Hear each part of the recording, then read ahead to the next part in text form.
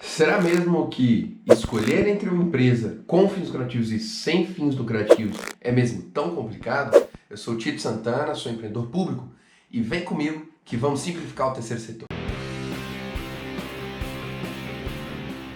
Pessoal, seja bem-vindo a mais um vídeo. Hoje nós vamos falar um pouquinho sobre a diferença entre uma empresa com fins lucrativos e sem fins lucrativos. Sobretudo focando, dando ênfase nas vantagens de você ter uma sem fins lucrativos acima de uma com fins lucrativos. Mas, se vocês me permitem, eu vou mostrar para vocês um áudio de uma cliente. Ela é uma pessoa assim muito querida, eu conheço ela inclusive antes de começar a trabalhar com projetos em si. E ela é do Museu do Disco de Vinil, que fica sitiado no Guará. Ela mandou um áudio aqui pra gente, tô tentando achar esse áudio aqui. Acho que é esse aqui. É esse aqui, ó.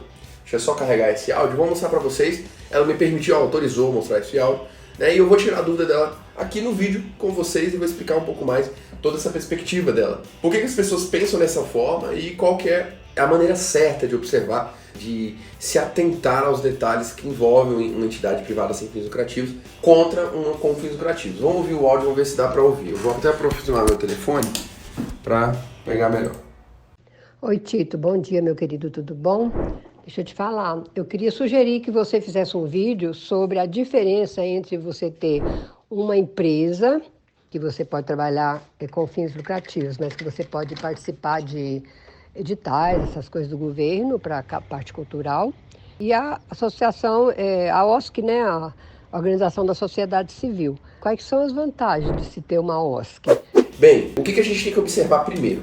Qual que é a diferença elementar entre ser com fins e sem fins lucrativos? A diferença é que você determina que a existência daquela empresa, ela gira em torno de dois fatores. Quando ela é com fins lucrativos, ela gira em torno do lucro. Quando ela é sem fins lucrativos, ela gira em torno da sua missão. Então nós temos uma missão, nós temos uma entidade que ela é formada por meio de uma missão, né? Um grupo de pessoas se reúne, forma essa entidade, configura essa entidade e tem algumas vantagens dentro do sistema tributário, principalmente PIS e CONFINS. Né? Nós temos isenção desse tipo de tributo. Não sou muito apropriado para falar um pouco sobre contabilidade. Né? Nós temos pessoas dentro da Projetos que são especialistas no assunto, inclusive parceiros que nós vamos convidar para fazer uma live, talvez fazer um vídeo, explicando um pouco mais na forma tributária qual que é a diferença. Mas vamos falar um pouquinho na forma administrativa. Quando nós temos uma entidade com fins lucrativos, você tem um produto, você tem alguma coisa que você vende, que circula no mercado, né, um serviço, alguma coisa nesse sentido, né, e que você vai arrecadando, vai faturando em cima desse produto, e no final de tudo você tira uma parcela para você com forma de lucro, né, como forma de dividendo. Isso não pode acontecer quando a entidade privada é sem fins lucrativos. Então, Tito, qual que é a vantagem? Eu posso ainda vender o meu produto, eu posso vender meu serviço quanto sem fins lucrativos, posso fazer tudo que a empresa com fins lucrativos faz, mas no final eu não posso tirar um dinheiro para mim. Por quê? Porque ela só existe em torno de uma missão. Você tem que tirar aquele dinheiro que você tiraria eventualmente para você, para uma missão.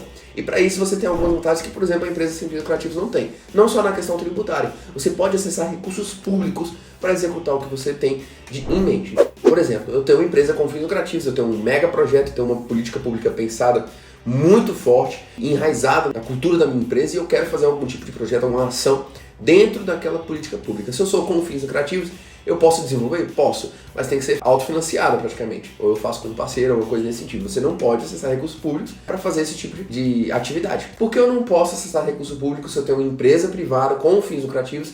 Porque eu não posso acessar um recurso público para executar uma determinada atividade, mesmo que ela seja de interesse público. Você simplesmente não pode porque você é com fins lucrativos. O Estado, quando passa um recurso para você, ele tem que passar na certeza de que você não vai utilizar aquele recurso público para um interesse próprio, certo? Para uma individualidade da sua empresa, ou até mesmo de você quanto sócio administrativo, quanto diretor, quanto dono daquela entidade. Ele não pode passar um recurso público se você tem fins lucrativos. Você tem que ter um fim social. E para você ter um fim social, não pode ser fins lucrativos, e aí sim nós temos uma associação, nós temos uma fundação, uma cooperativa, nós temos algum tipo de empresa sem fins lucrativos, algum tipo de entidade sem fins lucrativos que existe para isso. Por isso o Estado se sente mais confortável de prover um recurso, de fomentar ou de incentivar uma empresa que seja sem fins lucrativos para que ela desenvolva atividades que a nossa própria Constituição prevê em suas políticas públicas. Tá? Então já é a primeira grande diferença. E o porquê que eu vou optar para fazer com fins lucrativos e sem fins lucrativos. Você deve iniciar uma sem fins lucrativos quando você tem uma missão muito forte e que a missão nasce primeiro do que a própria instituição. Quando é com fins lucrativos, você não tem problema algum, você pode fazer um atrelado ao outro. Você às vezes tem um banco, né, e o banco tem uma instituição, né, do próprio banco, que ela existe para ajudar, né, nas atividades de políticas públicas e eventualmente acessar recursos públicos ou trabalhar algumas outras formas que envolvem o recurso público dentro das políticas públicas. Então vamos continuar escutando o áudio da Janete para a gente observar as outras dúvidas dela. Porque na realidade, você sabe como é que eu tô, né? Passando dificuldades com o museu, a diretoria praticamente ninguém ajuda, eu estou assumindo sozinha e e depois ainda tem a contabilidade, tem problema jurídico, assembleias que eu tenho que prestar conta. Então eu dependo de uma diretoria que não me ajuda. Pronto. Aí ela fala, ela reclama, ela questiona, se chateia com coisas que são extremamente comuns dentro do terceiro setor, que são empresas, que são diretorias, que são entidades, que existem diretores, existem partícipes dentro do nosso estatuto, que foram eleitos e que não ajudam em absolutamente nada. Quando a gente funda uma entidade privada sem fins lucrativos, quando nasce uma entidade privada sem fins lucrativos, muitas das pessoas faz isso sozinho e carrega outras pessoas para ajudá-la ao longo do percurso. E que é um caminho inverso, na verdade. O certo seriam pessoas que já executam um determinado tipo de atividade, que já tem aquilo definido para a sua vida, que tem aquilo como missão pessoal também, e elas se reúnem e aí sim nasce uma personalidade jurídica em cima daquilo. Né? Só que, enfim, a realidade nossa aqui é muito diferente. Nós temos centenas de milhares de entidades no país e essas entidades não nascem dessa forma. As entidades às vezes são muito antigas e não são entidades que são rodeadas de pessoas competentes. É muito difícil. Só que qual é a principal doença, por assim dizer, qual é a principal dificuldade, deficiência que a entidade possui, que descaracteriza um senso às vezes de profissionalismo daquela instituição? É se comportar como se não tivesse fins lucrativos. Ah, Tito, mas você acabou de dizer que ela não pode ter fins lucrativos. Sim, mas eu estou dizendo no sentido de que ela não pode realizar os dividendos, ela não pode ter um tipo de participação societária que faz uma retirada de recurso por simplesmente estar na diretoria. Você pode fazer uma retirada de recurso como pró-labore, desde que execute um tipo de atividade dentro da instituição e esteja previsto no seu estatuto. Agora, tirar por lucro, você não pode. Só que você também não deve se comportar como se não tivesse nada. Muitas entidades elas se comportam como coitados, como se não tem nada, como se não tivesse nada, como se não pudesse ganhar dinheiro nenhum. E não é bem assim. Você pode faturar, você pode fazer um produto, você pode vender esse produto, você pode fazer serviço, você pode vender esse serviço. Né? Só que as pessoas, as entidades não reconhecem isso e elas começam a desenvolver uma personalidade frágil para comercialização. E você fica extremamente dependente de pessoas que não são pagas para exercer um tipo de atividade. E você fica triste cobrando essas pessoas, né, para que elas desempenhem uma função que não é do interesse delas. Ou então que já deixou de ser do interesse delas. Então, o que a gente deveria fazer? A gente deveria buscar formas de rentabilizar a nossa associação, a nossa entidade, para eventualmente remunerar pessoas, mesmo que seja abaixo do valor de mercado inicialmente, mas remunerar pessoas para que essas pessoas possam desempenhar o papel, né, mais profissional dentro da instituição. Então é isso que deve acontecer. Esse é o primeiro, às vezes vão dizer que é a primeira deficiência que tem uma instituição quando ela nasce, ela não reconhecer que ela pode utilizar de fatores de publicidade, fatores de comércio, de administração, que são próprias para o segundo setor, para as empresas privadas com fins lucrativos, um desenvolvimento da sua entidade privada sem fins lucrativos. Então você pode pegar esse tipo de recurso técnico, vender um produto, vender publicidade, cobrar ingresso. Você pode fazer esse tipo de coisa sem problema algum. A questão é você se posicionar quanto empresa, porque acima de tudo você é uma empresa privada, com ou sem fins lucrativos, mas ainda assim é uma empresa privada e você deve se comportar como empresa. Então vamos continuar ouvindo o áudio da Janete para a gente entender um pouco mais dos questionamentos dela. Para que eu vou ter uma OSC? Por que eu não faço o meu trabalho cultural com a minha empresa, como eu tinha antigamente? Eu posso abrir de novo uma MEI e posso fazer meu trabalho cultural. Então, eu queria muito que você fizesse um vídeo sobre esse assunto. Por que eu devo persistir e continuar com uma OSC?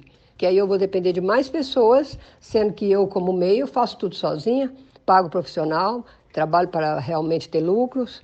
Então, eu gostaria que você fizesse isso, por favor. Bacana. Por que eu devo insistir em ter uma OSC, né, e não ter minha empresa privada com fins lucrativos? Janete é o seguinte, Janete e todos os outros que nos acompanham, galera que tem esse mesmo questionamento, ou não parou para pensar nisso, mas está na mesma circunstância, na mesma situação, você tem que observar o seguinte: fica claro, fica cada vez mais evidente que a gente não tem um pensamento coletivo de que eu posso sim faturar com o meu negócio. Então, Ah, por que eu não devo abrir minha MEI e fazer meu trabalho cultural? Por que você não faz seu trabalho cultural com a sua entidade, sua associação? Você pode visar faturamento, você pode ter liquidez, você pode ter receita entrando, você pode arrecadar recursos, você pode vender, você pode comercializar. A questão é que você não pode realizar dividendos. E ainda assim você vai ter a possibilidade de acessar recursos públicos para isso acontecer. No momento que você se comporta como empresa, no momento que você começa a desenvolver sua publicidade, você começa a dar visibilidade para o seu museu do disco de vinil, né? Você vai, e não só nesse caso específico, gente, para todos os outros, a gente começa a ter a possibilidade de se posicionar não só no mercado com, mas sem fins lucrativos, ou seja, junto ao poder público. A gente pode participar de editais, a gente tem mais possibilidade não só de participar de editais que a gente constrói um portfólio muito forte, mas a gente tem a possibilidade de arrecadar recursos públicos via emenda parlamentar, ou até mesmo do recurso público, até mesmo do judiciário. Então a gente pode arrecadar recursos de procuradoria, do Ministério Público, de várias instâncias do judiciário também. Né, não só do executivo, não só do legislativo, mas a gente também pode buscar junto ao judiciário, junto ao executivo também, né, junto às administrações, né, isso tudo, quando você tem visibilidade, é isso que o poder público quer. Ele quer apresentar para a sociedade de forma muito eficiente o que ele defende, que nesse caso é o seguinte: quanto mais gente envolvida, observando aquilo que você desenvolve, quanto mais pessoas beneficiadas com aquilo que você faz, mais vai ser o impacto junto àquele concedente, junto com aquela personalidade pública que possa eventualmente financiar suas atividades. Então você tem a possibilidade tanto de comercializar tudo que você tem para comercializar, seja em forma de serviço ou produto, como você também tem a possibilidade de arrecadar recursos públicos se você tiver uma entidade privada sem fins lucrativos. No caso de uma com fins lucrativos, infelizmente o recurso público fica limitado a licitações, a tipo de certames que são apropriados para isso. O que não impede você, quanto sem fins lucrativos, também participe desse tipo de certame. Espero que tenha esclarecido sua dúvida, espero que tenha clareado um pouco mais o porquê que você deve, às vezes, insistir um pouco em ter sua instituição. Não fique achando que você pode ter uma ou outra. Você tem que ter uma ou outra. Não, você pode ter as duas em uma, você pode ter esse trabalho cultural dentro da sua associação, da sua instituição. Isso não impede, não tem nenhum mecanismo jurídico que te impede, que te barre disso. Pelo contrário, a gente está muito preso nessa perspectiva antiga de que eu não posso faturar, você não pode lucrar. E tem uma diferença muito clara nisso. Você pode faturar, pode e deve. Eu espero que esse vídeo em 2021 traga um pouco mais de clareza para as atividades que várias instituições dentro do nosso Brasil exercem, né? E eu estou aqui para contribuir. Qualquer dúvida que você tiver, basta nos mandar. Nós temos o WhatsApp do Empreendedor Público, como também temos o nosso campo dos comentários, onde você pode comentar, sugerir temas como esse e tirar dúvidas, como a Janete fez. Ficamos por aqui, espero que você tenha gostado. Se gostou mesmo, por favor, expresse o seu gostar do vídeo, clicando em gostei, é muito importante. Isso ajuda outras pessoas da mesma área, em outro país, em outro estado, né, a acessar esse conteúdo, né, e compreender um pouco mais como funciona o terceiro setor de uma forma simplificada. Se ainda não é inscrito no canal, se inscreva, ative o sininho, muito importante. Nós temos nossas redes sociais, onde por lá também você tem acesso a conteúdos mais diretos, de conteúdos mais reduzidos, né? E assim facilita a sua compreensão, né? O todo facilita a sua compreensão do que é o terceiro setor de forma simplificada, tá bom? Tamo junto, até a próxima, valeu, fui!